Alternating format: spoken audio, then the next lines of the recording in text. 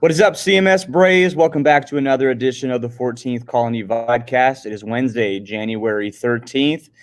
And Mr. Congleton, this morning, I wanted coffee. He wanted a latte. And we had to do what? To meet in the middle. We compromised? We had to compromise. Yeah. And what do we have instead? Tea? Yeah, I don't know. I was riffing there. I didn't really, as Michael Scott from The Office would say, sometimes I start a sentence and just hope it finds itself along the way. That was kind of one of those moments. I didn't really have a punchline for that. But there is, I think, Mr. Congleton, this is where we usually talk about the Diamond Rio. I'll start walking your way. You start walking mine. We'll meet in the middle. Okay.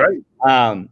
But compromising, maybe we'll throw that on the assignment today, and let you guys listen to that, because I know we still got the low bridge, everybody down. That's still stuck in my head. I don't know about you guys. Great tune, that song. That's a real banger from the boss. But no, today we're talking about the Missouri Compromise, and basically with all these new states in the union, Mr. Congleton, what were they compromising about? What was the issue? Right. So from the beginning of our country, the issue of slavery was a major thing that had impact on the people involved, obviously, economic impact, caused the North and the South to kind of have different lifestyles. And even if you remember how we went through the Constitutional Convention, when they came up with our Constitution, slavery wasn't really something that they addressed. Okay, so they just kept kicking the can down the road. How are we going to do this? It's just going to phase itself out eventually. But, with the invention of the cotton gin, the cotton industry boomed, slavery boomed along with that. And so now as the country is getting larger, it's like, all right, every time we add states, are we going to have a free state or a slave state? If we have too many free states, they're going to have too many votes in Congress where they make the laws. And then the laws are going to say you can't have slavery. So the Southerners didn't want that. And the Southerners, if we had more states opening up that had slavery, same thing. They'd have more votes to increase the legality of slavery. So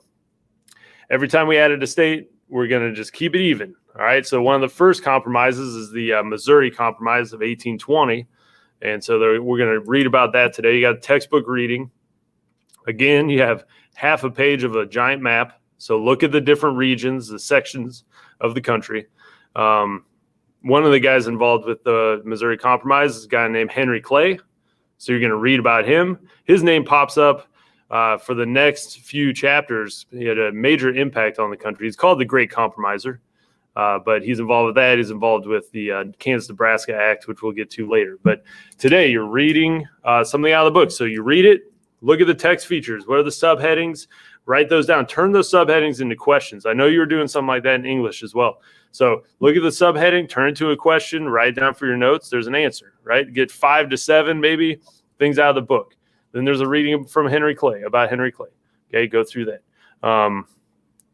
It's basically what you got to do. Get stuff from each thing.